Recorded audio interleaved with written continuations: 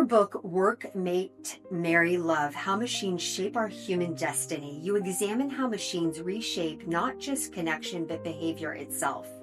Today, I hear profound confusion around courtship. Some men no longer know how or whether to initiate and lead, while some women actively kind of prefer to actually initiate themselves and see the old expectation that men must reach out first is almost antiquated. At the same time, others feel unsure how to interpret intention at all. Do you believe algorithm-driven dating has eroded shared rituals and expectations around courtship, leaving us without a common script for how romantic pursuit is meant to unfold? Yes is the short answer. Okay. The longer answer is much longer.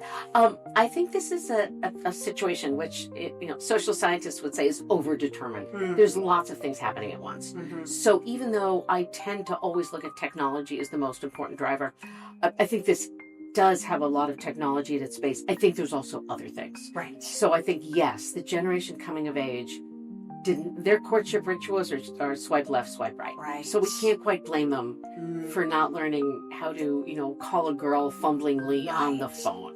I think a second piece of this is, again, the generation of coming of age right now also was at college or high school during the peak of the Me Too movement. Right, sure. So one of the things you hear from young men is they're terrified of the things that used to be considered gentlemanly might now be cast as harassment in some form.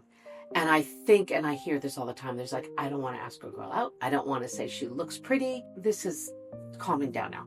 But at the height of the Me Too movement, any kind of relationship in the office, in the workplace was forbidden. Right. And that's the place, once people graduate from school, that's where they're going to meet people, is in the workplace. So I think it's a combination of technology, sort of really specific social mores. And then also I was having this conversation just last week with someone from Phoenix. There's really strong regional differences.